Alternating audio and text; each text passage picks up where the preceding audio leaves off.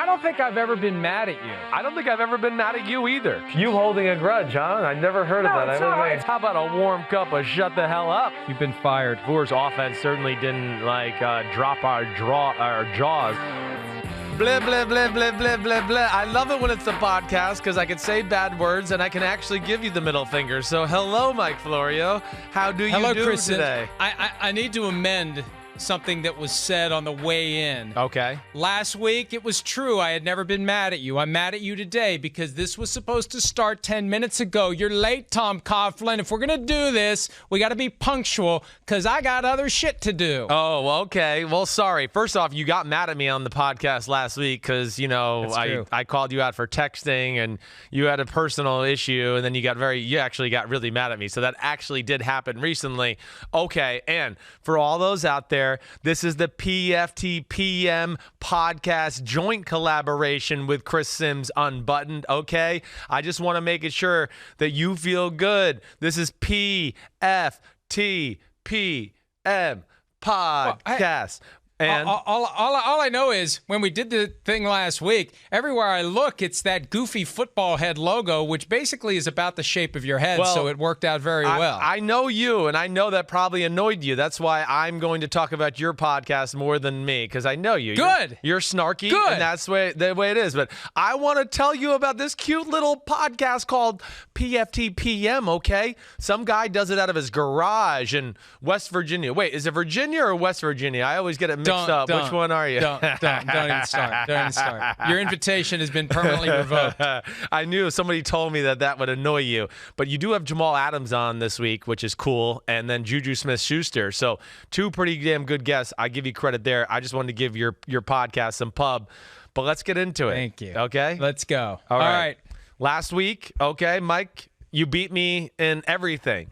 Picks straight up, picks with the spread. Okay, with the spread, you're 6-10 last week. I was 5-11. That's why we don't gamble. Okay, and I would never. That pretty much sums it up. I would never gamble. That is the ultimate. Right. Do the opposite. Take notes as to our advice against the spread and bet the opposite on every game, and you will come out ahead. Well, and okay, and that's it. But we're going to change it up a little at the end of the show this week and give our 3 best bets. Because I think if I told some people my best bets from last week, I think we would have actually steered some people in the right direction there. Now, I'm not saying all of us were right, but even just picking flat out without the spreads, you were 10-5-1, I was 8-7-1, so you had a pretty good week overall, just picking the games outright. But let's get it going. You ready to go? I want to get into. I'm ready to go. Let's do it. Here we go. We got Bucs-Panthers Thursday night football. Panthers favored by 7 points. Over under set at 49.5. How do you see this unfolding there, Mr. Michael Florio?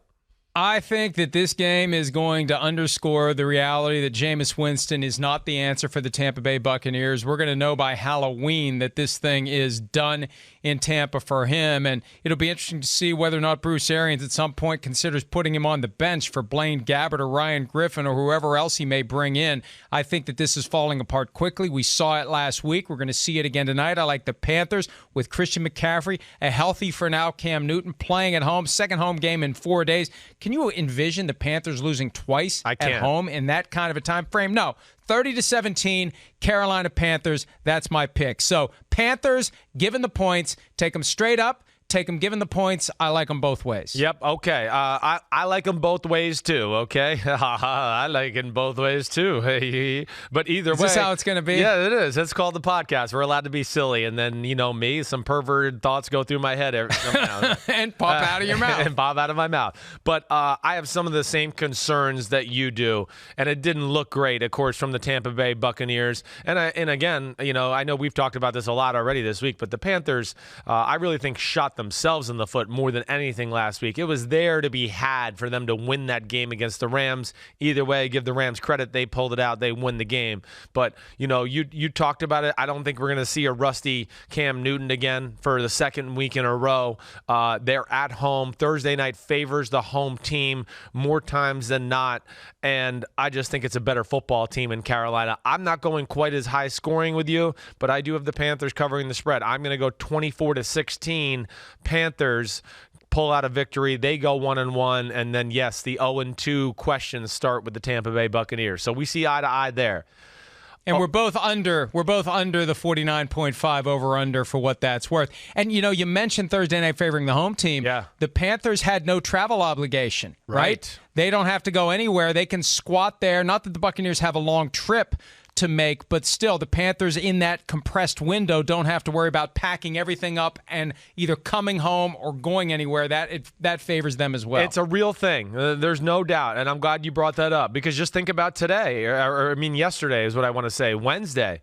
Carolina got to be in their own building, take their time, have a good day of meetings, probably a few walkthroughs. The Buccaneers, they got in the building yesterday on a Wednesday before a Thursday game, and okay, let's have some meetings and a quick walkthrough in the morning, and then we got to, kind of get packed up and ready to go and get on a plane. So they're definitely going to be a few hours behind in preparation from that standpoint, let alone the travel annoyance. So good point by you.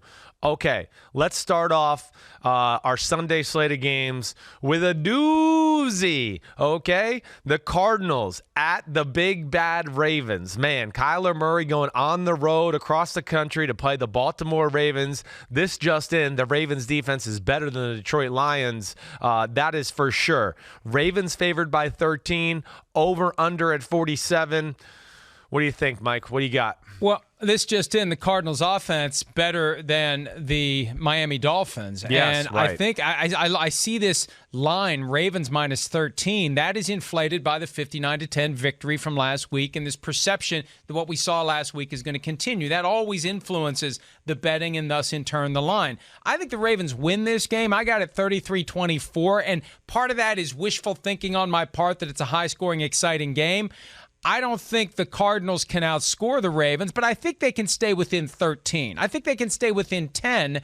I think that if Cliff Kingsbury and Kyler Murray get things figured out quicker than they did the last time around, that it will be a competitive game. And remember, the Cardinals have Terrell Suggs coming back to Baltimore, and he knows a thing or two about that Baltimore team. Now, this is a different offense than any offense he was familiar with there, but that's going to give them a little kick, enough to keep it within the margin, that 13-point margin. So I guess I like the Cardinals against the spread, but I like the Ravens to win the game. I get that. I think it is a scary game to bet on. I'm with you as well here. I like the Ravens to win the football game too. I'm going 31-19. And I'll say this to echo your point with covering the spread. And, I didn't know the spread was 13 until I just, looked at it and we started talking about it. But the Cardinals, I think, are going to be a scary team to bet on because of what we saw last week. That would scare me. I mean, I could certainly, like I said, I'm picking 31-19 Ravens. I could see the game being like 31-9 with 7 minutes left. And then the Cardinals are throwing every play and they get some late touchdowns or something like that. But I do think it's going to look like that in a lot of cases with the Cardinals because we talked about it during the week. It's going to be tiring with that spread offense, throwing the ball as much as they do, chasing around Kyler Murray, to where I think they will wear teams down on certain weeks to where they're just tired and defenses give up some cheap points. But I'm with you. I mean, the Ravens are a complete football team. And certainly our biggest question was Lamar Jackson in the throwing, and that's certainly started off on the right foot, right? And I just can't imagine, too, Mike, I worry about the Arizona offense a little bit more than, of course, last week. This is not only a more talented defense with the Baltimore Ravens, every bit as creative on the back end, too. And because they're more talented, it allows them to be even more creative, and that is not a tough, easy stadium to play in, even for a guy as cool as Kyler Murray. So, yeah, I'm with you. I go Ravens all the way there, and we got them both going over, though, right? You had what, 34? Both over. What'd you say? What was your score? I got 57 total points, 33-24. 33-24, and right, I got 50 on the dot. So, okay, all right. But we're both taking the Cardinals versus the spread. Let me underscore one thing you said, because in all that stuff you said, there was one very useful point, and I'm surprised there were that many. This is Blake Bortles territory. This is the Cardinals are down, and there's going to be a lot of yardage and a lot of points because the defense is going to soften up, right? So I think we're going to see this where a defense is going to come out, put the clamps on the Cardinals when they're playing it straight up. They build a lead, and then they put their foot off the gas a little bit defensively, keep everything in front of them, Kyler Murray's just going to take it down the field, and they are going to get back into games or at least get within the margin of the spread, even if they don't win. And remember, all those yards and all those touchdowns Blake Bortles racked up early in his career because of that dynamic. We're going to see that benefit the Cardinals. I think that's a very real point. There's no doubt about that, and that's why they're going to be a scary team to bet on. They're going to be fun to watch because of their late-game heroics, but they're going to be scary. All right, now, this is an interesting game to me. Okay, another 1 o'clock game. The Buffalo Bills going back to the same stadium they just played in, so 2 weeks in a row, going to be there for the Jets home opener, the Giants home opener. Excuse me, I'm burping my coffee. Bills favored by 1.5, which I was surprised to see. Over under at 43.5. Okay, I'm just going to say this. This scares me for the Giants, Mike. And we talked about a similar game earlier today, and we'll get to it later. But either way, this is why it scares me for the Giants. Just one quick point. The Bills won a football game last week where they didn't play good and really probably shouldn't have won in a lot of ways, depending how you look at it. But either way, they pulled it out. And that's always scary to me. A team that can wins a football game, right? So now the vibes are good. The pressure of the loss is not in the building. Not everybody's uptight, so uptight you could stick a lump of coal up there and a diamond could come out right on the other side, to quote Ferris Bueller. Yeah, exactly. Cameron Fry. So that's not there, and yet they didn't play good. So they're going to be buckled in on the nuances, and, we didn't play good, and if we do that again, we're not going to get away with that. I'm going Bills here. I'm just going to cut you off with this one. I'm going Bills 24-20 and winning for the second week in a row at MetLife Stadium. I got the Bills also, and I'm surprised that you didn't come up with some tie-in to the Jeff Hostetler shaving cream game or something like that. This is a rematch of Super Bowl 25. Right. I almost picked the final score, Bills 20, Giants 19, just for, shits and giggles. But I went 2017, which means the Bills cover. They beat the points by 1.5. I like the under. I like a close game, a low-scoring game, but there's something to be said for it. And this is where I think football can kind of spill over into life. When you feel like you've gotten away with something, right, whether it's a test, whether it's an assignment at work, whatever it is, hey, you know what? I should have lost that. I won. I kind of have one. I'm not too nervous because I kind of have. I'm on house money here for a little bit. Yes. And it does make you looser going into the next game. And the Bills are going to be right back where they were. Same locker room. They were talking about leaving stuff in the locker room from one week to the next, and it's kind of like another home game. Yeah, so I kind of like how this is setting up for the Bills, and I like them to win. Also, the Giants aren't very good, as we saw last week against the Cowboys. And it worries me from the standpoint. Of course, the Bills' defense is real. It is a really good defense. They have a great front seven, so I just can't see Saquon Barkley running roughshod all over that Bills defense, okay? You like that? You like that? I like it. And even though that's really not the right way to use it. That's the other thing we learned last week. Right. We learned what the word is, or at least you did. I learned that really isn't how you use it. It's more of an emotional running roughshod over someone's feelings. Yes, right. So. Yes, right. Thank you for clearing that up, Dr. Florio. But yes, and then the other thing that I think we were both concerned with the New York Giants, and we saw it last week. The offense isn't ultra explosive without Odell Beckham Jr., but the thing I'm concerned about with them too is their secondary. Their secondary is going to have matchup issues with teams that can throw the ball down the field and have a little speed at receiver. Now, the Bills aren't like the greatest show on turf or anything, but a guy like Josh Allen and John Brown, they can certainly stretch the defense a little bit to where I look at that, and I thought the Bills' game plan last week on offense was way too much shotgun, Josh Allen, carry the workload. If they get a little more balanced, I think they're more dangerous. So we're both taking the Bills. I like that. We're on the same page so far with all of our picks. Now, let me just say one last thing about the Giants. Yeah, please do. At some point, we got to ask how good of a coach Pat Shurmur is. Yeah, that's all I'm saying. Right.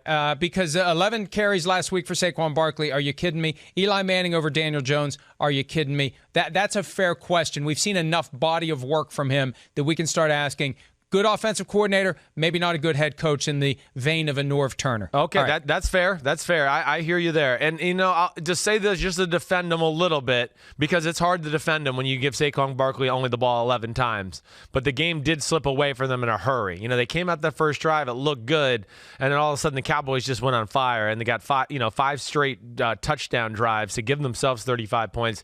That always does hurt the run game, but you're right. We're going to see. There's still a lot of things to be answered there in New York with the Giants. Okay, NFC East matchup at 1 o'clock. It's the Cowboys. It's the Redskins. Cowboys on the road going to Washington. Cowboys a 4.5-point favorite. Over-under set at 46.5. Okay, Mike, who do you like? I'll let you lead off on this one. You know what? On this one, I'm going to invite you to go first. Okay, you want to hear what I got to say? I want to hear yours because I don't think you're going to be able to handle mine. I want to hear yours. Okay, all right. Well, first off, I'm going with the Cowboys. I'm going to go 30-21 Dallas Cowboys. I, of course, was extremely encouraged with what I saw from that passing offense of the Dallas Cowboys.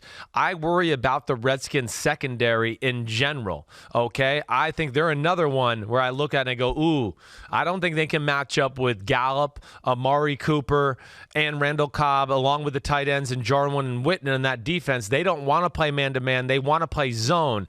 And a lot of years, I would have said that's fine against the Dallas Cowboys. They don't have enough plays to beat zone and do stuff like that. Well, that's changed. Kellen Moore's got enough of an inventory of offense from what I saw last week to where they're going to be able to hurt you against zone, let alone they have the talent on the field to do it too. And then the run game I expect to be that much better. This Redskins front, it is the real deal, so I worry about that a little. But then I'll just real quick on the other side of the ball too. I just don't, the Dallas defense is super talented. And Washington O-line plays solid. It looked awesome with McLaurin and what he can do at receiver. But I just don't know if I can sit there and depend on that offense week to week to have a performance that it had in the first half of last week. And that's why I go with the Cowboys 30-21. Well, we talked earlier about the Bills living on house money because they pulled off one they should have lost last week. I'm kind of in that same vein because I went with the Titans last week, and I didn't expect it to be the blowout that it was. So this is my upset special of the week. Baby. I've seen this movie before, whether it's the history of the rivalry where they play each other tough, throw out the records, forget who's supposed to be good, who's not supposed to be good. We saw last year on a few occasions where, like when the Packers went to Washington, it's like, the Packers are handling them, and Washington won the game. For whatever reason, even though that stadium is not a nice venue, for lack of a better phrase, I guess since this is a podcast, I can say it's a shithole. It is a shithole. Right. They play well there. And here's the X factor. His name is Adrian Peterson. He was on the sideline, not in uniform last week. Darius Geis is out for a nice chunk of the season coming up. Peterson is going to come out there, and he is going to run angry. And I think it's going to slow the game down.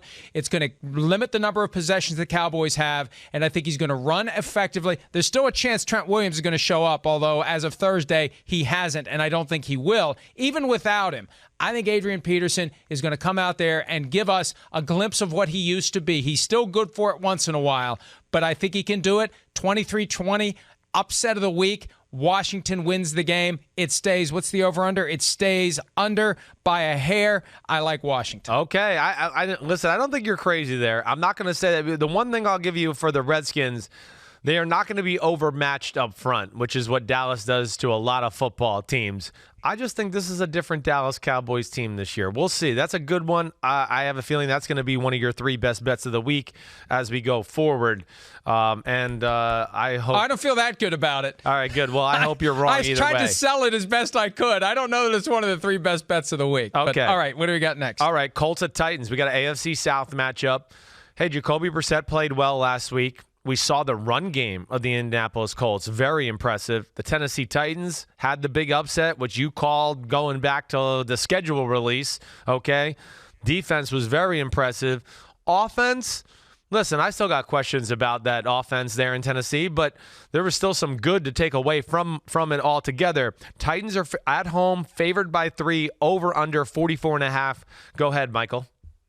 Yeah, I got this one right on the push. Titans 27, Colts 24. This is a rematch of the playoff play-in game from last year, but it was Blaine Gabbert, not Marcus Mariota, playing quarterback for the Titans. Mariota is still healthy, and if he would get injured, it's Ryan Tannehill, not Blaine Gabbert. I think the Titans will be fine, and I detected when I spoke to Kevin Byard, the Titans safety, last week right after the game in Cleveland, a level of confidence. I don't want to call it quiet confidence. It's loud confidence. They think they're in the process from going from good team to great team, and it wasn't about the Browns. It was about the Titans, and he told me as soon as they get on the plane, they're focusing on the Colts, and I think they'll be able to beat the Colts, and we're all going to be reevaluating AFC South predictions after week number 2 because the Colts are going to be 0-2 and the Titans are going to be 2-0. Yeah, definitely.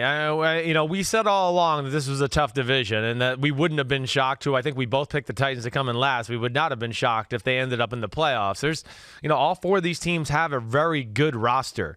Okay, here's some things that jump out to me about the matchup. The Titans offense, do I have question marks about it? Yes, I do. But I still liked a number of things that I saw last week. They still got Derrick Henry. They got 2 really good tight ends. And the addition of A.J. Brown and Adam Humphries, I think, do help this football team out.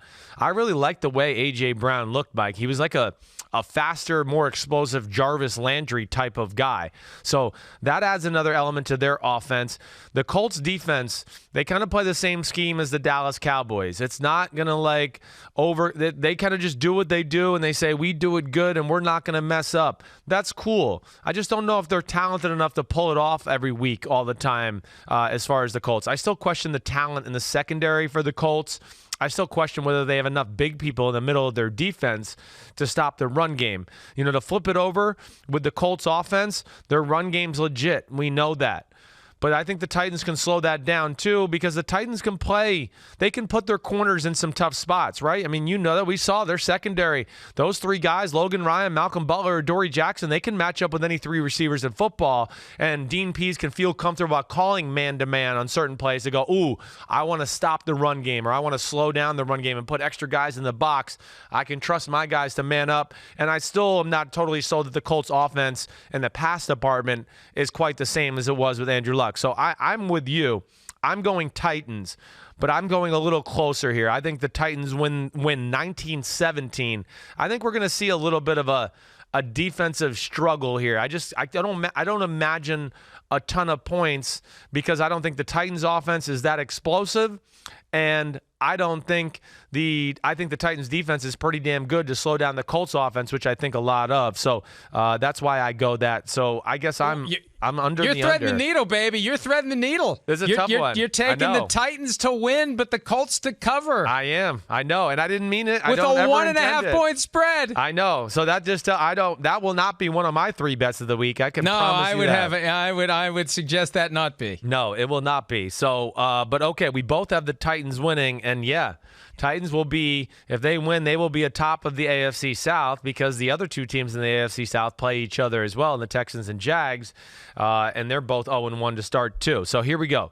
Next game, we're going to that game. Jaguars at Texans. It's the Minshaw show, okay? And the Texans, I was really surprised by this. 9.5-point favorites. And I guess it's all about the quarterback. And I get that, but they are on a short week, the Texans. Deshaun Watson's been beat up. Over, under at 43. What do you think? Jaguars-Texans, where are you going? I am stunned by this spread. And like you, I don't look at the spreads. I look at the games. Yep. I come up with a score, and wherever the spread falls, the spread falls. 9.5? Are you kidding me? What the hell are they thinking? The Jaguars' defensive line is going to chew up the offensive line of the Houston Texans. Now, Deshaun Watson is still going to get rid of the ball quickly on occasion, but if he got sacked 6 times last week against the Saints, he's at least looking at 6 against the likes of Yannick Ngakoue and Josh Allen and Calais Campbell. So I like the Jaguars to win this game straight up. This is the easy one for me, and I'm giving you a preview of one of my best bets. If I've got a team winning straight up and they end up being the underdog, give me that one any day of the week. I got 24-20 Jaguars, which, is Jaguars versus the spread. Take them. Jaguars straight up. Take them. Yep. Okay. I listen, I think you hit on a lot of the big points about the football game.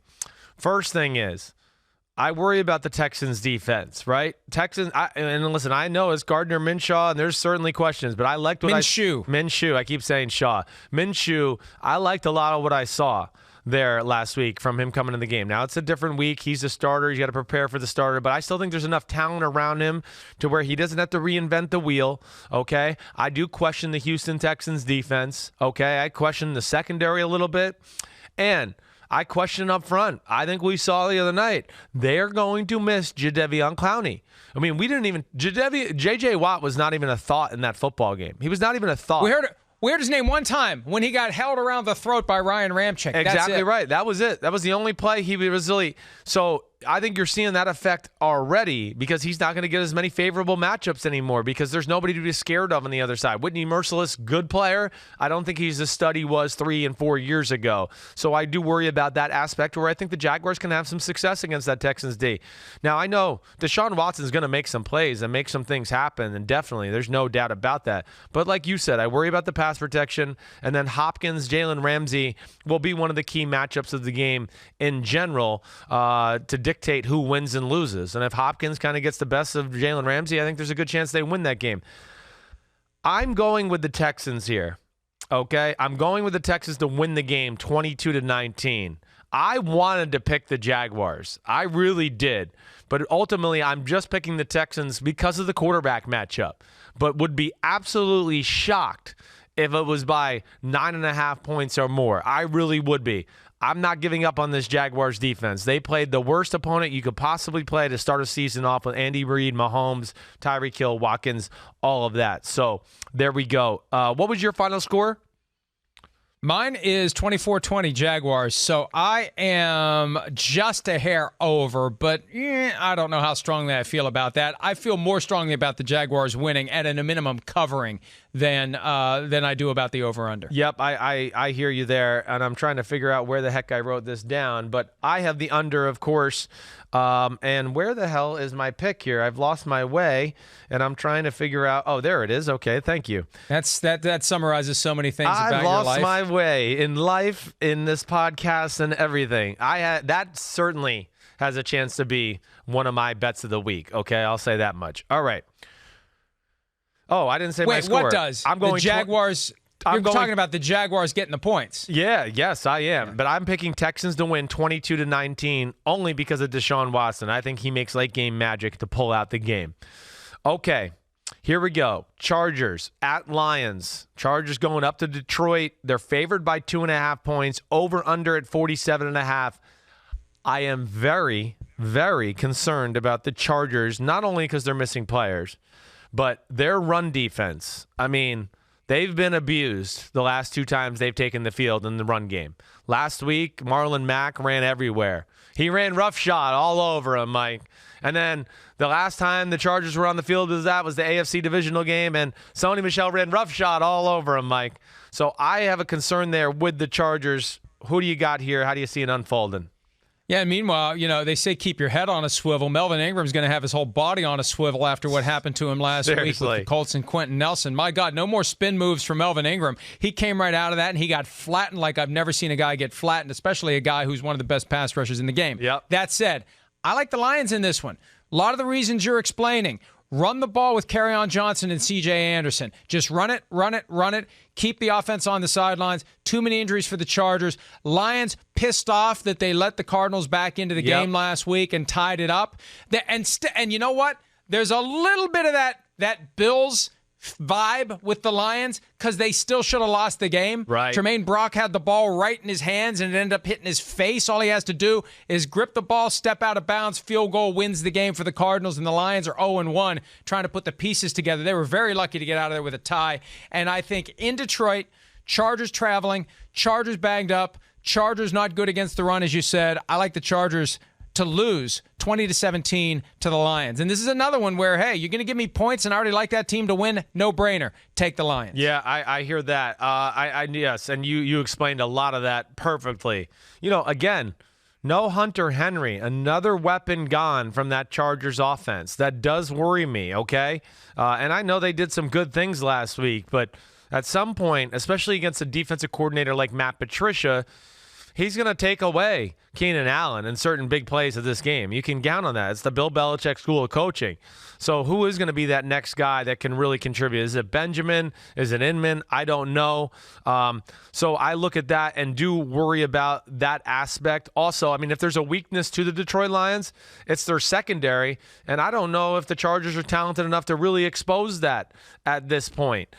And the Chargers, who ran the ball pretty well themselves last week, it's not going to be easy to run on the Detroit Lions. The Detroit Lions are big up front, and they can slow that down to where I think they can make the Chargers one-dimensional, throwing it too much, and I don't think that favors the Chargers, and I do worry about that Chargers run defense like you talked about. Yeah, it's been an issue. The Lions, the offensive line, I'm not going to sit here and say it's the best in football, but it's a good offensive line, and Kerryon Johnson's a hell of a back, and then with the new combination of T.J. Hawkinson working the middle of the field off of play action, I mean, that's what we saw in the playoff game last year too, right, Mike, with the Chargers? It was Sony Michel run, Sony Michel run. Oh, Gronk over the middle, Edelman over the middle, awful play action. I think we're going to see a lot of that similar thing. I'm with you. I'm going Lions 24-21. So that means I got them on the under, and then, of course, we're both on the under. We're both on the under, and then the Chargers are favored by 2.5, and we got the Lions winning, so, of course, we got them covering. All right. That one done. Ooh, here comes the next one. Lambeau Field, rematch of last year. It's Vikings. Are you done? Yes. The same week as last year. And remember that game? Kirk Cousins threading the needle. If he'd have played like that the rest of the year, the Vikings would have made it to the playoffs, and they would have gone deep into the postseason. That was the moment where it's like, hey, maybe they did the right thing paying this guy $28 million a year, and then they had to start playing games at night, and it was a different outcome altogether. But, Chris, I'm excited for this one. It should not be a 1 o'clock game. It should be a primetime game or a 4:25 p.m. Eastern game. This game's too big to relegate to 1 o'clock Eastern. You gave the guy a compliment, but then you had to you just can't help it. You just gotta take a shot at him. You had to. And if he played like this, if my aunt had balls, she'd be my uncle. Okay, that's what my old high school football coach would have said. And okay, I want you to go first, Mr. Viking. How does Aunt Wendy feel about that comment when you make it? Well, I think she probably goes, that's pretty real. I mean, if I did have balls, I'd be a man, and I might be your uncle. I think, my Aunt Wendy, she's a realist. She understands that aspect of it. I it's funny. I see the spread here. Yeah. Packers -3, they're the home team. Yeah. Home field counts for 3. Right. That means that Vegas sees these two teams as equal. I don't see these two teams as equal, Chris. Yeah, I mean, last Thursday night, the Packers beat the Bears at Soldier Field, and the defense looked pretty good, but I still think the Vikings are the better team than the Green Bay Packers, and I think the Vikings cover and win straight up in this one. I got 23-20. We're going to see a lot of Dalvin Cook and Alexander Mattison. We got a great matchup of two similar offensive styles, and how will a guy like Mike Zimmer deal with an offense that he's getting to know, because this is the first year with that Gary Kubiak influence in Minnesota? Mike Pettin, what will he do countering the Gary Kubiak, Kevin Stefanski offense that Pettin now knows very well from dealing with it in practice with Matt LaFleur? And I think it should be a good game. It should be a close game. Not as much scoring as last time, but still exciting. A lot of running of the football, and if it comes down to running of the football, the Vikings are better suited to do it. That's why I like the Vikings. Oh, baby. He likes the Vikings, so that means put your money on Green Bay. But hey, let me tell you, I would rarely, in a spot like this, my default is when the Vikings are playing at Soldier Field or when the Vikings are playing at Lambeau Field, they're going to lose. I really do believe that they're going to win this one. I think they are the better team, and it's that simple. I think I don't disagree with you. I think in totality, the Vikings probably are a little bit better of a football team. Totally. I do get that. Now, here's my concerns. The Green Bay defense is real. I mean, I think we saw enough. I'm at least going into this still saying it's real. From what I saw on Thursday night, just looking at them in person and seeing the size of their front seven, seeing the way their secondary does look, it's special. I still question that Minnesota passing offense. I mean, and of course, we didn't have to see anything last week, and that's good for them that they didn't have to show it. The game didn't dictate it that. But I question that passing offense even through the preseason. It's still, Gary Kubiak can help the run game out. Gary Kubiak is not famous for his pass game. That's for sure. And neither is Stefanski at this point either. Plus, it's the Diggs and Thielen show. Diggs, I know he played last week, and it doesn't sound like he's 100%, but If the Packers are worried about the run game, they have the secondary once again to be trusted in a lot of man-to-man situations to where I think they can load the box and slow that run game up to a degree. Now, the other side of the ball, I worry about the Packers offense too. I mean, what's there to feel good about it? I mean, I don't know. They won that game because Aaron Rodgers made 3 plays, and that was the only reason they won. It had nothing to do with the system, the players around him, any of that. And I really question that. Now, the only thing he's got a great advantage of is, at least with the Vikings and their front four, as awesome as they are, the Packers can pass protect. We know that, right, Mike? I'm going in the opposite end of the spectrum here. I think this will be a low-scoring, close football game, just like you. I'm going to take the Packers to win 20-17. You can't go against Aaron Rodgers 2 weeks in a row. You do learned it. your lesson last week. You can't do it 2 weeks in a row. I, however, can. Yeah, I know. And will. I know you can. Well, it's like for you, it's like 2 quarterbacks you don't like, and you like to take a cheap shot at it, so you go with the one on your team. And this one, it was the easy one for you. Hey, I'd like Aaron Rodgers a lot more if he was on the Vikings. I guarantee you that.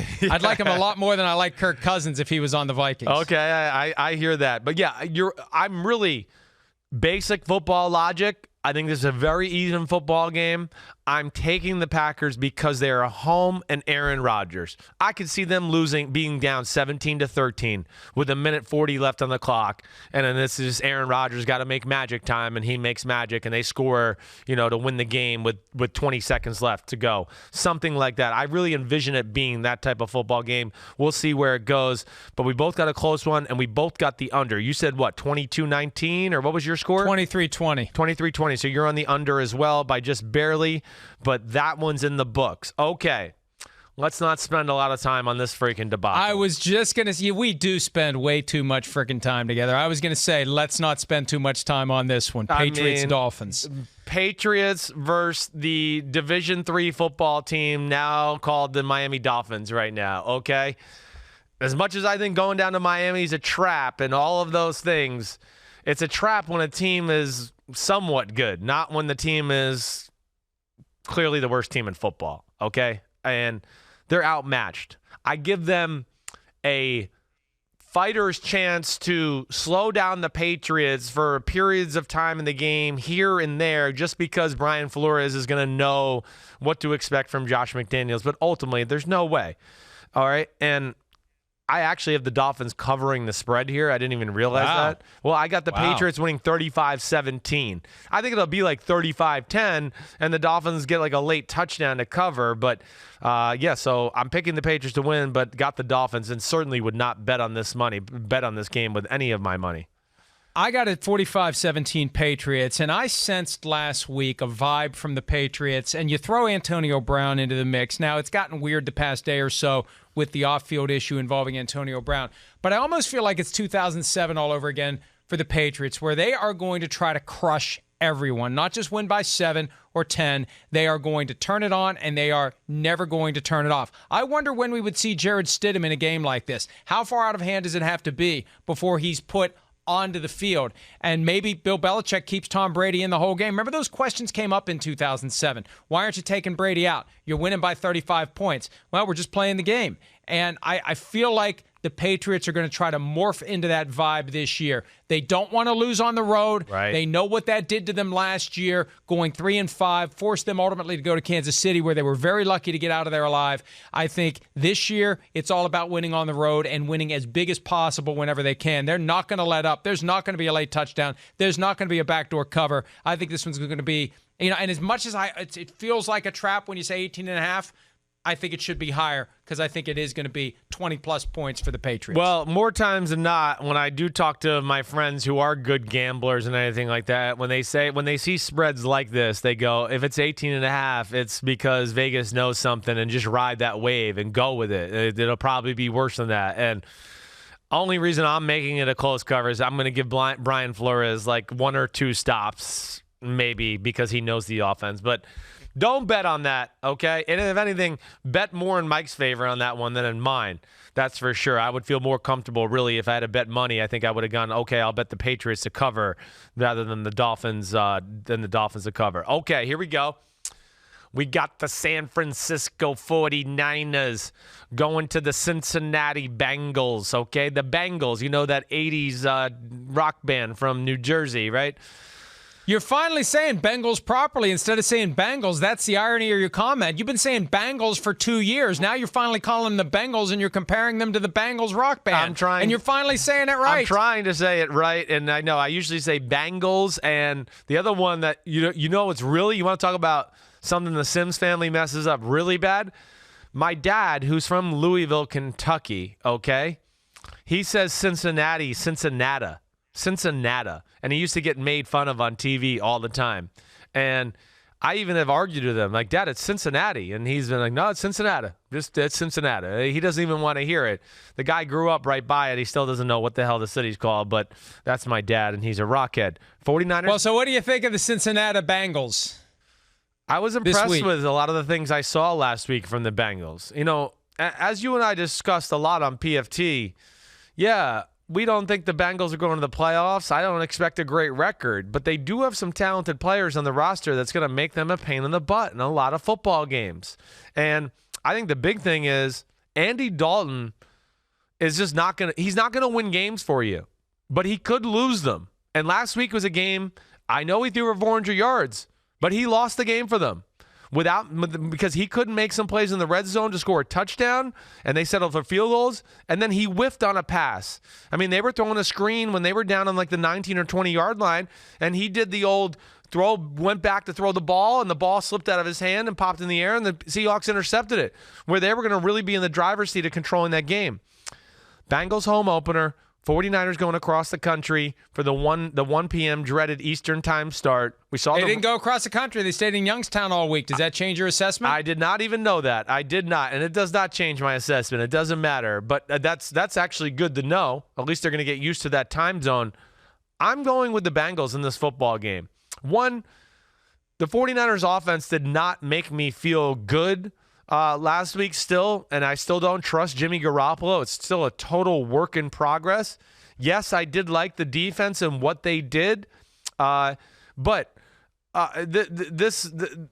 no Jameis Winston on the other side this week. Andy Dalton might be good for an interception or something like that, but he's not going to screw the game up and throw 2 pick sixes. I feel pretty confident in that aspect of it.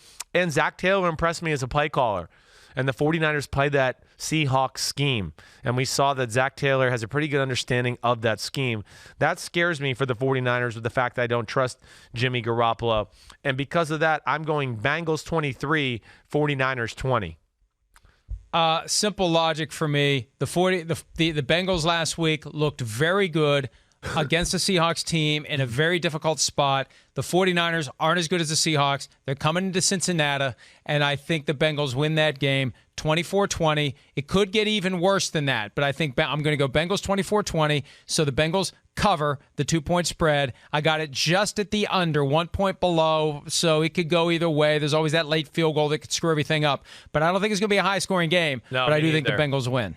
Man, I believe we've just on every just straight up pick 'em. We've agreed on every game so far, right? Except for Vikings-Packers and Washington-Dallas. Oh, that's right. I forgot about Washington-Dallas. You picked the Redskins for the upset. Okay. Oh, I'm feeling even better. I feel better. Aaron Rodgers greater than Kirk Cousins. Dak Prescott greater than Case Keenum. Sleep on that tonight. Okay. Now, Seahawks-Steelers. Steelers looked like shit last week. The game plan sucked. The offense sucked. It was one-dimensional. I don't understand that. Defense sucked, too. Defense sucked. I mean, got just absolutely carved apart by an offense we know that's special. The Seahawks are not, of course, a special offense. They have a special quarterback. They can run the ball pretty well. Their passing game it makes you want more because a lot of it is Russell Wilson just having to make things happen. DK Metcalf certainly looked good. I don't know. Is Moore back this week? I should have checked that out before we started. The receiver, number 83. He practiced yesterday. Okay, that's a good sign because they do need him for another weapon on the offensive side of the ball. I'm scared in this matchup. You want to go first or do you want me to go here? Wait. Are you going to change yours based upon what I do? Is that the game you're trying to play with me? No. I'll play that game with you. I think the Seahawks are going to win. I think the Seahawks are going to win. Okay. Because I think the Seahawks are uniquely situated, and we see them go into places like Foxborough and win. I think the Seahawks can overcome that home field advantage. They're so used to having a home field advantage. I think they're very good at dealing with another team having a home field advantage. I don't think they're going to be intimidated by playing in Pittsburgh. I think they do everything the Steelers should be doing, run the ball and play tough defense. They should just swap rosters. The Seahawks do what the Steelers should be doing, and the Seahawks do it better than the Steelers can do it, and I think the Seahawks are going to win the game straight up. I agree with you that the Seahawks will not be intimidated by this environment at all. I mean, you're right. They're one of the most fearless teams we've seen in football. Other than New England Patriots, I don't think there's any environment we look at with New England. I mean, with Seattle, and we ever go, oh, they're going to be overwhelmed, but this is going to be too much for them. Their coach, their quarterback, some of the guys they got on the team are just unfazed by that stuff. Okay, I'm going to go with the Steelers to win this football game. Don't feel necessarily real comfortable about it, but hear me out on just a few of the reasons why I think. One, Seahawks passing game, not that schematically creative. That favors Pittsburgh, who Pittsburgh is their pass defense we know is questionable, but I just don't know if the Seahawks pass offense is creative enough to take advantage of it. Seahawks want to run the ball and out-physical you and be bullies. That kind of plays to the Steelers' MO too. The Steelers' front seven is still legit. I would have a hard time thinking that many teams are going to run the football successfully on them this year. So that aspect, I like the Steelers' matchup against the Seahawks' offense. The other side of the ball, I'm certainly scared about the Steelers' offense. There's no doubt. I mean, you said it. They need to run the ball more. They got that good offensive line. You know, we talk about James Conner. He's not Le'Veon Bell, but he's still a good back. And the other thing I'll say about it that I think the Seahawks system sets up a little bit for the Steelers as well. You know, that Seattle defense, it's 3 deep, cover 3 press man. They bail out. It's 3 deep guys. They got 8 guys at the line of scrimmage. That allows itself for a lot of aggressive throws down the seams and outside the numbers, which I think plays into the Steelers' hands too. So I have question marks here. I'm not betting on this, I can promise you that, but I am taking the Steelers to win this game 27-21. Well, we both see a close game. And look, I think there's just going to be an attitude and an expectation that the Steelers are going to be able to show up and win this one because they're at home. It's their home opener, and they're licking their wounds from last week. I just think that the Seahawks are going to be able to ignore all of that, line up and play their style of football, and beat the Pittsburgh Steelers. Because the Seahawks have to be a little bit pissed off about how last week went. They're going to be a little salty. They shouldn't have been as close as it was. We're better than this, and I think they're going to bring that little bit of an element, that little bit of an edge to this thing too. And they got nothing to lose because everyone's going to expect them to lose. Mike, all those points. I'm with you. I'm scared. Like I said, I wouldn't bet money on this. I don't feel great about it.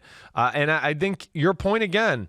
The Seattle, it's the same thing that we've already talked about with the show a little bit. The Bills, and who was the other team we talked about that didn't play their best that still won the game? We talked a little bit about the Lions, how they stumbled but still got out of there when they should have lost. They got lucky with you're talking about the Eagles. We haven't talked about them yet, but you had said that during the show earlier. I did say this show, but any team that wins, like you're saying, like we're saying, like Seattle, where they won the game, so the pressure's not on the organization, and okay, they can feel good about that, but yet come away and realize, wow, we didn't play our best. There's a lot to fix.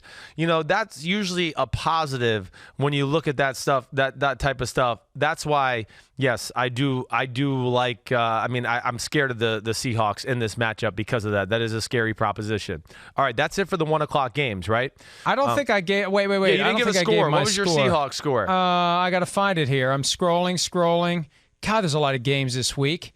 When do they start the buys? Here we go. I'll be happy when they do. I can tell you that. Pittsburgh Steelers. I got 19-16. Seahawks over the Steelers. 19-16. 19-16. Seahawks over the Steelers. Okay, so you got a real low-scoring one there. Okay. I think it's going to be old school, grinded out, smash mouth football. Hey, you know what, Chris? I don't know. Do you drive very much? I do. Yeah, every day. Do you take road trips? No, I don't like road trips. Anyone who takes a road trip, you need to prepare for your road trip before your travels begin. Visit O'Reilly Auto Parts. Simple preventive maintenance before you go will ensure a safe journey. O'Reilly Auto Parts, better prices every day. Go ahead and sing the jingle. O'Reilly Auto Parts. Auto Parts. All right. What else you got? I got to read too. Okay. and this is just for a special friend Can of you mine. read?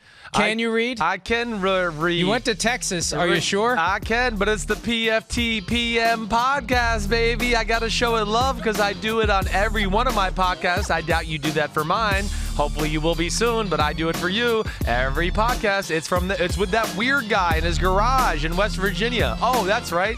It's you, Mike Florio. But check out PFTPM podcast. Mike is amazing at not only getting guests, but always breaking down things that are going on throughout the league, especially this week with the Antonio Brown New England situation. I know you're all over that. PFTPM. Jamal Adams this week. Juju Smith-Schuster this week. That's why they pay Mike. Oh, he's next week. Sorry. That's why they pay you the big bucks, because you can get the big draws. Way to go, slugger. All right. Thank you. That's good. Now let's get back to work. Let's get back to work. Okay, let's go to 4 o'clock games. Let's go to the black hole, the Oakland Raiders. They're going to mess with the high-flying Kansas City Chiefs. Kansas City favored by 7.5. At Oakland, over under 52.5. What do you see, Mike? Short week for the Raiders. Raiders feeling good about themselves, maybe a little bit too good. Chiefs are unstoppable, even without Tyreek Hill. I'm sorry. 35-21 Chiefs. Last time they ever have to play on that dirt infield. And I know it's special for the Raiders. Like Derek Carr was talking about how it's the last season in Oakland and it was the first game. Well, that's right, but they still have other games to come after the first one. For the Chiefs, this is their last visit to Oakland ever. And also, setting all that aside, they are just the superior team. I think the Chiefs win this one easily. It could be worse than 35-21. Chiefs cover, take the over, and off we go. Yeah, I see it a lot of the same way you do, Mike. I still question that Raiders defense. I don't think that's a special unit. You know, I think they had a special night on Monday night against an offense that's not very good and still finding its way. Plus, they had, you always have a full offseason to do things in week one. You can catch people by surprise. The Raiders' offense, though, I will say this, that was encouraging. But so was the Chiefs' defense in the Jaguars game. I like the look of the new system that Steve Spagnuolo's got there in Kansas City. I think for the first time in a long time, they have a fighting chance as far as in the secondary talent-wise, and they have a front that can stop the run. And they haven't had that in Kansas City in a long, long time. I'm with you. I'm going Chiefs to win the football game. I got them covering too. Not as much as you do, though. I'm going 38-28 just because I don't totally trust the Chiefs defense yet. I like what I see, but I'd like to see another week before I can say, ooh, they're going to just hold teams to 20, 21 points. So I go 38-28 Chiefs. Anything you want to add about that matchup? No, I mean, this one to me is one of the easiest ones of the week, and it may be one of my best bets because I just think the Chiefs look too good. And I just think that, hey, the Raiders beat the Broncos. I have a feeling the Broncos aren't going to be very good, which explains why the Raiders pulled it off. So I think we're good on that one. Yep. Okay, cool. All right. So now we're going Bears-Broncos, the Vic Fangio Bowl, Nagy versus Fangio in Denver. Denver, not an easy place to play. You know, the matchup of those two minds should be crucial to this football game. Bears favored by 2.5 on the road at the Broncos. 40.5 is the over-under, so the bookies or the line setters are not looking for a high-scoring affair, and I don't imagine it being a high-scoring affair. Mike, who you got winning? I like the Bears in this one just because they've got the superior personnel. Vic Fangio knows the Bears personnel very well, but if you don't have players who are at least close to being as good as your opposition, it doesn't matter. And I think that's what it's going to come down to. He's going to know what he wants to do, but he doesn't have enough guys who are able to pull it off, as we saw on Monday night. And you also have the short week for the Broncos coming from Oakland back to Denver. You have the extra days for the Bears because they played on Thursday. That means something. And Matt Nagy knows Vic Fangio as well as Vic Fangio knows Matt Nagy, and I think that neutralizes itself. It comes down to the players. There's going to be a greater incentive for the Bears to show that what happened last week with only 3 points against the Packers was an aberration. Oh, and by the way, maybe they'll trust Eddie Pinheiro at the higher altitude than they didn't trust him last week with a 53-yard field goal because his range before the game was just at 52. Right. His range will be a little bit more than that in Denver, which puts them in that bubble to score more points, get more out of their drives, and this time maybe get at least one touchdown as they try to crack the Denver defense. So I like the Bears to win this one. Initially, I'm thinking Broncos, but after seeing the Broncos Monday night, I like the Bears 27-17. So the over and the Bears. and they're only given 2.5, which kind of surprises me, but maybe based on what we saw last week, we shouldn't be surprised. Yeah, I mean, I think there's just too many question marks with both of these offenses right now. I mean, I'm with you too, Mike, in the fact that the Bears are the better football team. There's no denying that. The Vic Fangio aspect of knowing Matt Nagy's little intricate details of his offense and what he likes to do and his certain rules that he might like to apply with certain blitzes and things like that definitely scares me. There's no doubt about that. I think ultimately, yeah, I see the Bears defense really giving the Broncos offense a tough time. I mean, we just talked about, the Broncos offense certainly still finding its way. They got Sutton at receiver who's very talented. I like him. Emmanuel Sanders looked pretty damn good for a guy coming off an Achilles tear. Who's the other guy going to be? Can their O-line hold up? They got to play a D-line last week in Oakland. There's nothing special about that defensive line. They play hard. This week, there's a lot special about this Bears D-line. I worry about that aspect too. I'm going Bears, okay? I'm going Bears in a really close one, 17-16. And the only thing that scares me is Matt Nagy and Mitchell Trubisky just trying to prove the point that they're offensive geniuses of the world. And, our offense is special. Hey, play to the strength of your team. Play to win the game. And that's the only thing that scares me. I hope that the Bears aren't a little bit like, we're going to go out there and put on a show as usual. I hope they're prepared to win a 16-13, 17-16 type of game, which they might have to, because I don't think that the Bears offense is going to be able to move the ball consistently on that Broncos defense either. So I got the under at 17-16, but have the Broncos covering, oddly enough. And that should be that. Anything else you want to say on that game, Michael? No, I you know what? It's a shame that this game's going to be on at the same time as our next game is on, because I'd really like to watch it more closely. Yeah. But all eyes are going to be on L.A. and the game that really is the game of the afternoon. Yeah, go ahead. Hit it off. Start it off. I mean, we got Saints Rams at 2.5. At the Rams. Right. Yeah, and the Rams are 2.5-point favorites. This is the rematch of the NFC Championship game debacle. A lot less on the line, but this is one of those early season games that could resonate into January, because whoever wins this game is going to have that edge if they finish with the same record and we figure out seeding, and it could be the rematches in L.A. or New Orleans based on how this game goes. So I think it is an important early season game. It's an opportunity for the Saints. Short week, though, making the cross-country trip. They stole one on Monday night, even though they had it, they lost it, they got it back. I like the Saints in this one. I still don't believe that the Rams are going to be as dynamic as they need to be. They should have lost to the Carolina Panthers. The Panthers shot themselves in the foot. I believe in Sean Payton. I believe in Drew Brees, except when he has to throw the deep ball. And I think they win 30-27. Wow. Well, we have the same exact score, because I have 30-27 Saints as well. I'm with you. Oh, wow. Yep. The Saints, their O-line's phenomenal. I have a hard time thinking that Aaron Donald can ruin the game like he does against most teams. That's just not going to happen. There's a reason we never heard J.J. Watt's name last week, because they can handle him. I mean, it's great tackle play, great guard play, great center play. The Saints O-line is one of the best in the sport. They can run the ball. They can find a million different ways, like we saw in the NFC Championship game, to throw the ball to Alvin Kamara. And, of course, they have Michael Thomas, but they have another weapon in Jared Cook, who, didn't have a huge role in the game the other night, but I just think it's only a matter of time before he does. And this could be that week. I think on the other side of the ball, this is the one thing that scares me in this game if I'm the Saints. And, of course, I'm picking the Saints to win.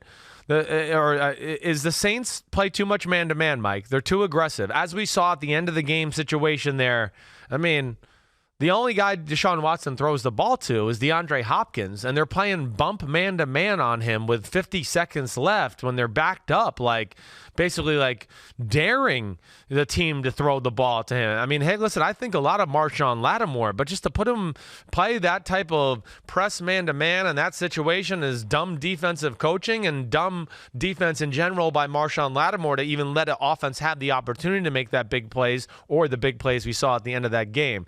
But I think the Saints are the better team, and yeah, I'm not totally sold on the Rams yet. Rams won last week. I give them credit, but I don't think it was beautiful by any stretch of the imagination. I go Saints, going across country, and of course getting revenge. They're going to be the more pissed off of these two teams in a little bit of a rivalry right now in the NFC. Yeah, they can say it doesn't matter. It doesn't matter. It's in the past. It's in the past. Bullshit. Yeah, bullshit. They want to beat the Rams. That's right. Okay. Sunday Night Football, we'll be here in Stamford, Connecticut, doing the pregame show, doing all that. We got Eagles-Falcons. Falcons looked like crap last week. We saw that. They played your Minnesota Vikings. They couldn't pass protect. Matt Ryan had one of the dumbest days of his career. They had a punt blocked. Their defense got run on by the Minnesota Vikings offense. Big bad Eagles, you're right, were one of those teams that we talked about, like the Bills and the Seahawks, who won a game where they didn't play their best. So they're going to be all over the details, yet without that pressure of the loss, they're dangerous that way. Eagles favored by 1.5 on the road for the Falcons' season home opener, over and under at 50.5. What do you got, Michael? You know, I almost feel like in a weird sort of way, the Falcons are experiencing what the Seahawks experienced after they blew Super Bowl 49. The Falcons blew Super Bowl 51 in a very different way, but 28-3, the championship is there, right? You just have to watch the clock run out. And they fell apart. They allowed the Patriots to get back into it. They made that horrible decision to pass and not run the ball when they were closing in on a field goal that would have put them up by the decisive 10-point margin, I think it would have put the game out of reach, would have made it impossible for the Patriots to tie it up and force overtime.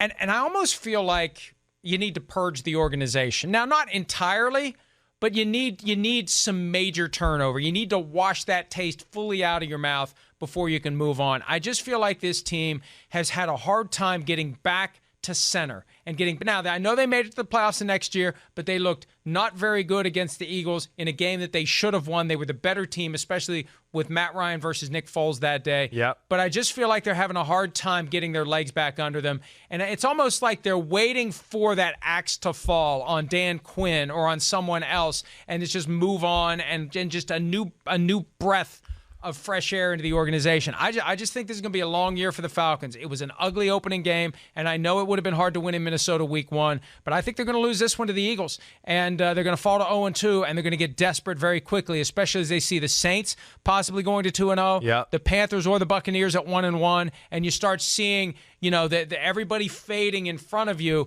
And I just think that this could be a long year for the Falcons with big changes after this season.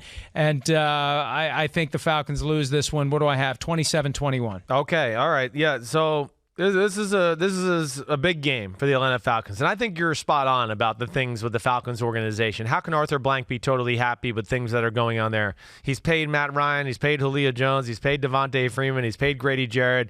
He got a new stadium, and he wants a winner. And they've done anything but that, really, since they lost that Super Bowl. And I'm concerned about the Falcons. First thing I worry about with Falcons offense versus Eagles defense, the Falcons, they lost their starting guard, first-round pick Lindstrom out of Boston College this week. Their offensive line was already an issue. It was an issue last week. It was an issue in the preseason. Oh, that's great. Yeah, the Eagles don't have any good defensive linemen or anything. Oh, that's right. Their defensive line, even without Malik Jackson, is one of the better ones in all of football.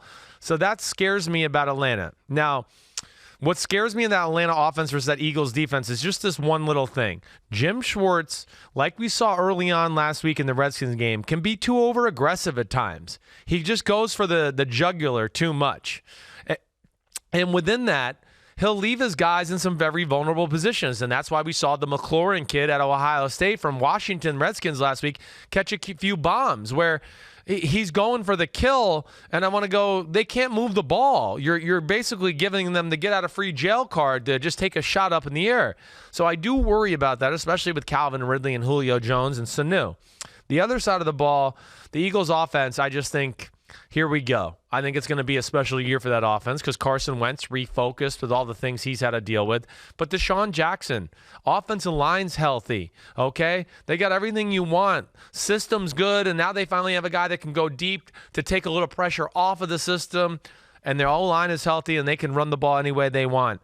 I think this game's going to be close because I think the Falcons are desperate, and it's their home opener. But I, like you, Mike, I'm going Eagles, 27-24. And pull off the victory on Monday Night Football. And I really think it might be like a 27-17 type game where the Falcons score with 2 minutes and 20 seconds left and try to kick an onside kick or something like that. That's kind of how I envision it. But I think the Eagles will control the game. Yeah, I agree with you completely on that one. So wait, you have Who's favored in that? The Eagles are 1.5-point favorites, so you've got the Eagles covering they're and winning. covering, right? They're covering. It's a tight one, but they are covering, yes. Okay, here we go. Last game, Monday Night Football, Browns, Wait, Jets. don't you have a read to do? Yes. Don't you have a read to do? Oh, that's right. I forgot. We got to do our promote our Sunday Night 7, okay? Which is really a cool thing for the Sunday Night 7. Anybody watching, it's a sports predictor. It's free. It's easy, okay? And if you can count to 7, you can pretty much play and have the possibility of winning $2 million, okay? And you can Not win this week. 100,000 a week. 100,000 a week is what you can do. $2 million in total if the year goes as planned. But it's cool. I mean, it's just about things like who will have more passing yards, Matt Ryan or Carson Wentz? Who scores the first touchdown of the game? And there'll be a number of players laid out that way. Or you could take the field, whoever it may be. But it's a good way to interact with the game. NBC should be fun to watch. And winning money's always cool. So that's it. So who do you think has more passing yards this week, Wentz or Ryan? Let's just give a little taste of that. What do you think goes on there? We talked about this earlier on PFT Live. I've thought about it a little bit more. I probably go with Carson Wentz. I know it's a tough one. It's a tough one. It is, because I could see both of them having 350-plus yards. But right. Carson Wentz is the MVP candidate. Matt Ryan had those ugly interceptions last week. Maybe that makes him buckle down and work harder this week against a defense that may not be as good as the Vikings defense. But I got a lot of faith in Carson Wentz. For me, if he stays healthy, he's on the short list to be an NFL MVP. It's all about staying healthy. Yeah, I agree with that statement totally. I guess I'll take Matt Ryan for passing yards. I don't feel good about that. I don't know if it's going to be quality as passing yards as Carson Wentz. I think that there's a good chance Matt Ryan could get some late game bullcrap numbers too in this one, to where he passes them up that way. But I worry about the Falcons' ability to run the ball in this game, to where they're going to have to become pass happy. Okay, now we got breaking news. Browns-Jets. Monday night game, huge game for both. Sam Darnold out. We just found this out as we started the podcast. He's out with an enlarged spleen, which is just one of the symptoms for mono. Okay? Le'Veon Bell is questionable with an MRI on his shoulder, so this is changing a lot of things. And that's what happens when you haven't played football in a long, long time. You take a bunch of shots on your shoulder, and then you wake up on Monday and you go, shit, it hurts playing football. And I'm sure that's what Le'Veon Bell is going to have to get used to a little bit, is just his body's got to get back into running back shape, as you and I have talked about a million times. The Browns were favored by 2.5 points. Now they're favored by 6. That's Sam Darnold's out. Trevor Siemian's the backup quarterback. I think Trevor Siemian is one of the better backup quarterbacks in football, Mike. I mean, he's got starting experience and had some moments of we going, wow, can this guy be a legitimate starter in the league? But now with these developments, what do you think is going to go on, big guy? I had the Jets winning 24-23 before these developments.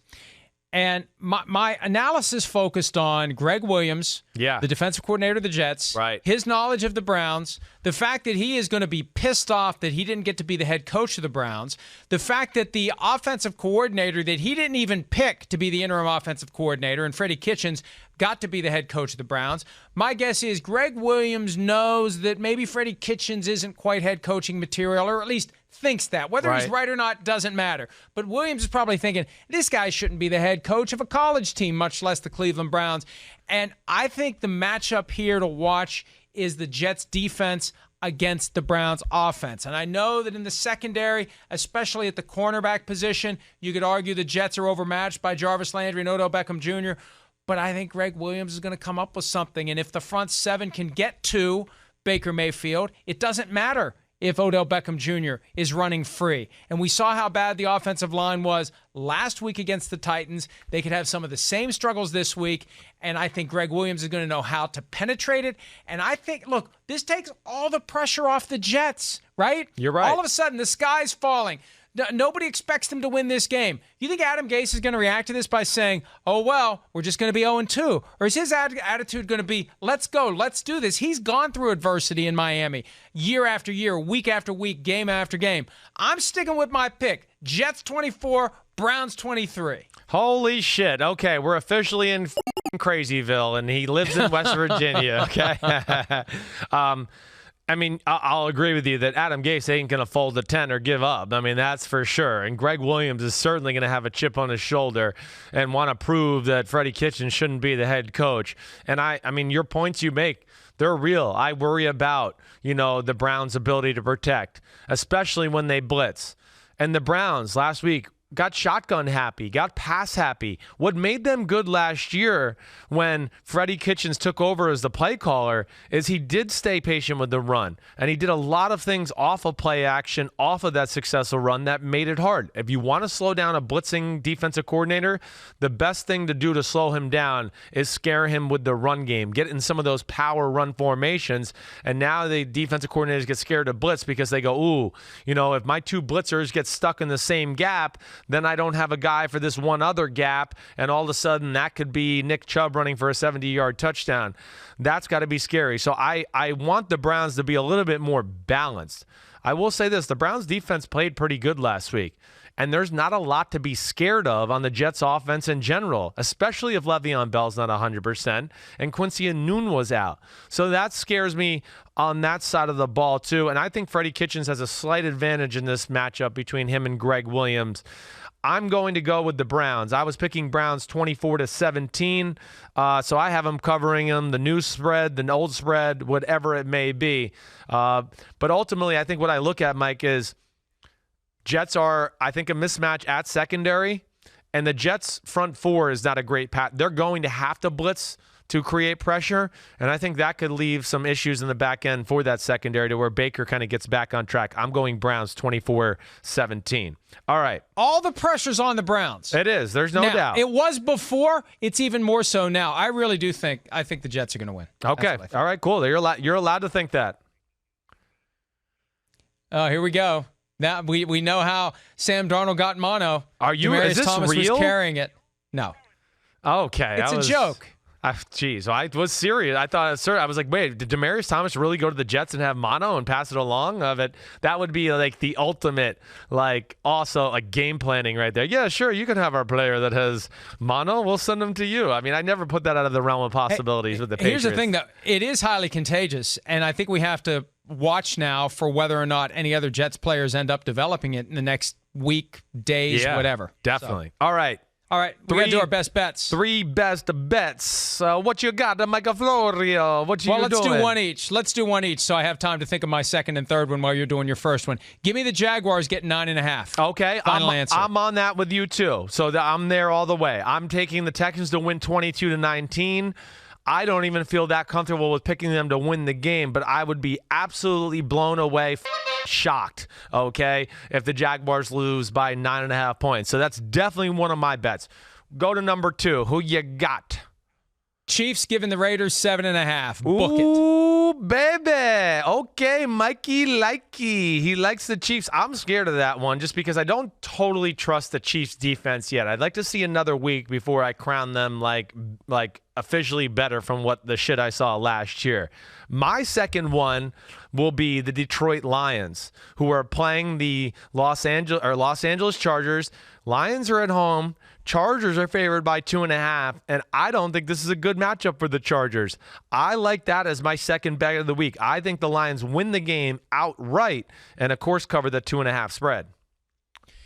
Yeah, now it gets a little difficult. Yes, it does. And I'm going with my basic position. If I think a team is going to win outright and they're getting points, then that is a team that I should take. So it's either the Seahawks or the Vikings for me. I'm going Vikings. Okay. No. Yeah, Vikings. Vikings at Lambeau Field. They're the better team. They should keep it within 3. They should win the game outright. Final answer. I'm a little nervous because I don't know how much I'm always down on the Vikings. If I think they're going to win, that must mean they're going to win, Chris. Vikings getting 3. Final answer. Yeah, I don't know what you did or what you put in your pipe this morning, but you've been nice to the Vikings and saying good things about Kirk Cousins. So I don't know. I have. To a degree. Wait, I guess. let me check. What time's the game start? 1 p.m. Eastern. Will it be dark at any point during that game? No, Vikings win. Oh, and there it is. Bam. He hits you on the way out. Kirk Cousins. Thank you. I hope he calls you out for smashing eggs on your head again this offseason. Okay. My third bet I just wonder if you missed this one because this held to your thing too. I like the Saints. That's going to be my third bet. I think the Saints are going to beat the Rams in LA straight up. The Rams are getting a 2.5 point, are favored by 2.5. So I like the Saints. I do. I worry about the Saints being a little too over-aggressive on the defensive side of the ball. If they don't do that, I do think they'll win a game where they're going to be motivated, pissed off, and want their revenge from next year.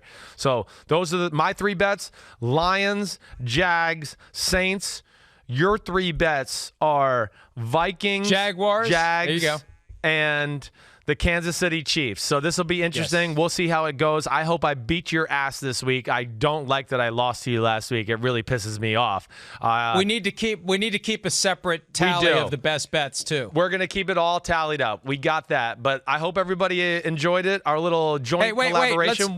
Let's talk before we go. Since this already has taken a lot longer than I thought it was going to, in large part because you were 10 minutes late. Right. Let's unpack a little bit what this means for Sam Darnold to have mono. You played quarterback, right? And I mean, I don't know how long this lasts. I remember when I was a kid, if somebody got mono, it was like a 6-week thing.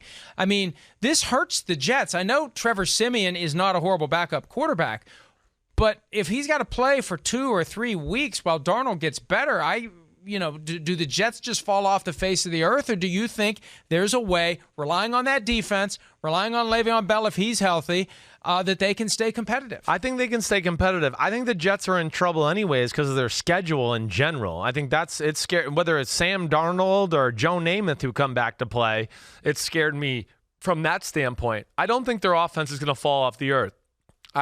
I know that Trevor Siemian impressed some Jet coaches there throughout OTAs in the preseason, so it's not like they have to change their offense. But I do watch, to answer your question, wonder what it means for Sam Darnold.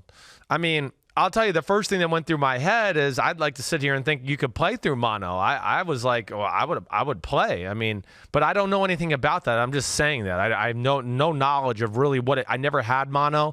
I never knew what it felt like.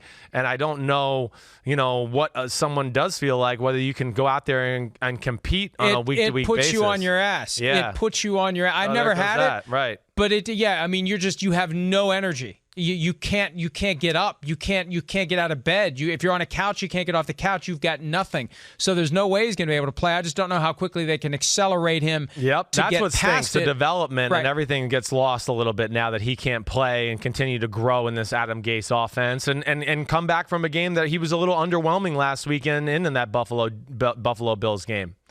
And I don't know what the incubation period is either, but we do have to worry about other Jets players getting it. And what if there are Jets players who have it?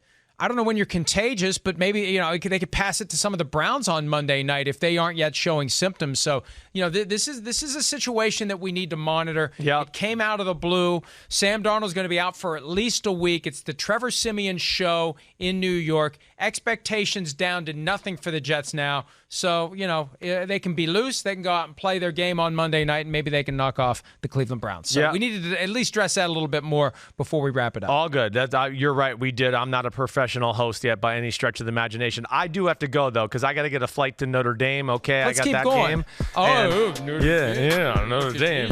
But either way, it was a lot of fun. I hope everybody had fun. PFTPM. Mike's got a Friday mailbag PFTPM podcast coming out. That'll be cool. I do? Yes, you do. Get to work. Get ready. Right. Okay, rate, review. That's news to me. That's this. Oh, the old glory hole days, huh? Okay, and then rate, review both of our podcasts. Okay, if you review and write a question, I will answer it, and Mike will too at some point. It might not happen immediately. Mike's Friday podcast. I will be back Monday with Paul Burmeister doing a Monday recap of everything that happened on Sunday. Everybody have a good weekend. PFTPM, Chris Simms Unbuttoned, joint collaboration. Hope everybody enjoy it. You, Florio, I'm out of here. See ya. Later.